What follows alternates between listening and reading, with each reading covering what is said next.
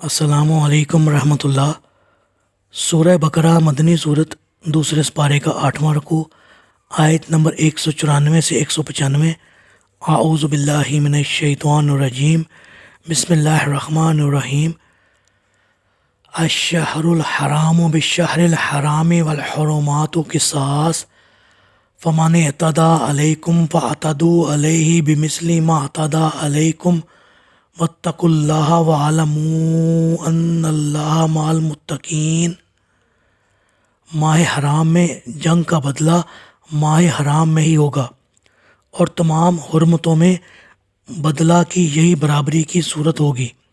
لہٰذا اگر کوئی تم پر زیادتی کرے تو تم بھی اس پر اتنی ہی زیادتی کر سکتے ہو جتنی اس نے تم پر کی ہے، اور اللہ سے ڈرتے رہو، اور یہ جان لو کہ اللہ تعالیٰ ڈرنے والوں کے ساتھ ہوتا ہے۔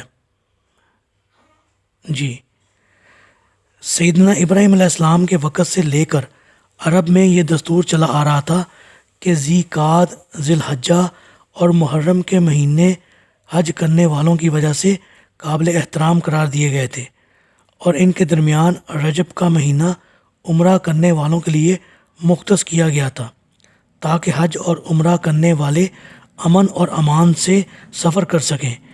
ان مہینوں میں قتال اور جدال بھی ممنوع قرار دیا گیا تھا۔ چونکہ یہ ایک اچھا دستور تھا، لہٰذا اسلام نے اسے باہر رکھا۔ اس آیت کا منشا یہ ہے کہ اگر ان مہینوں میں کافر تم سے جنگ کرتے ہیں تو پھر تمہیں بھی ان سے جنگ کرنے کی اجازت ہے، ورنہ نہیں، مگر یہ خیال رہے کہ جتنی زیادتی تم پر ہوئی اتنی ہی تم کر سکتے ہو، اس سے زیادہ نہیں، اور اس معاملہ میں اللہ سے ڈرتے رہو۔ وَأَنفِقُوا فِي سَبِيلِ اللَّهِ وَلَا تُلْقُوا بِأَيْدِيكُمْ إِلَى التَّهْلُكَةِ وَأَحْسِنُوا إِنَّ اللَّهَ يُحِبُّ الْمُحْسِنِينَ۔ اور اللہ کی راہ میں خرچ کرو، اور اپنے ہاتھوں اپنے آپ کو ہلاکت میں نہ ڈالو، اور احسان کا طریقہ اختیار کرو کہ اللہ احسان کرنے والوں کو پسند کرتا ہے۔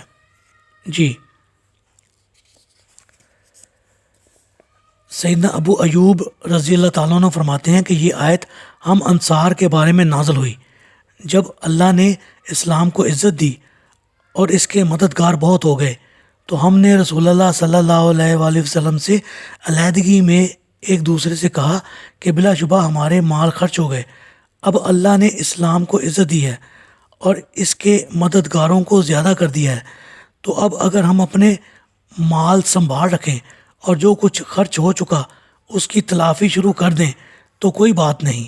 اس پر اللہ تعالیٰ نے یہ آیت نازل فرمائی، اور جو کچھ ہم نے آپس میں کہا تھا اس کی تردید کرتے ہوئے فرمایا کہ اللہ کی راہ میں خرچ کرتے رہو اور اپنے آپ کو ہلاکت میں مت ڈالو۔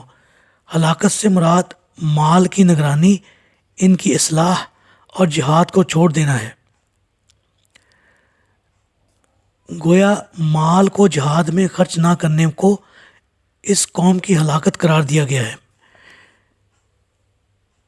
کسی حکم کو بجا لانے کی دو صورتیں ہیں، ایک یہ کہ بس اس کی تعمیل کر دی جائے، اور دوسری یہ کہ اسے دل کی رغبت، محبت اور نہایت احسن طریقے سے بجا لایا جائے۔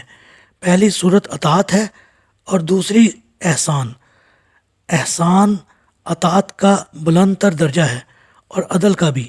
حدیث میں ہے کہ جبرائیل علیہ السلام جب تمام صحابہ کے سامنے اجنبی صورت میں آپ صلی اللہ علیہ وآلہ وسلم کے پاس آئے اور آپ سے پوچھا کہ احسان کیا ہے، تو آپ صلی اللہ علیہ وآلہ وسلم نے یہ جواب دیا کہ احسان یہ ہے کہ تو اللہ کی عبادت اس طرح کرے جیسے تو اسے دیکھ رہا ہے، اور اگر تجھ سے یہ نہ ہو سکے تو کم از کم یہ سمجھے کہ اللہ تجھے دیکھ رہا ہے۔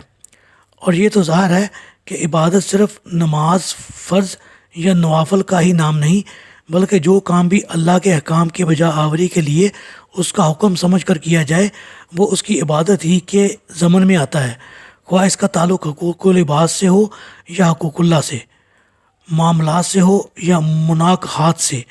ان میں سے ہر ایک کام کو بنا سنوار کر اور شرعی احکام کی پابندی کے ساتھ نیز دل کی رغبت اور محبت سے بجا لانے کا نام احسان ہے۔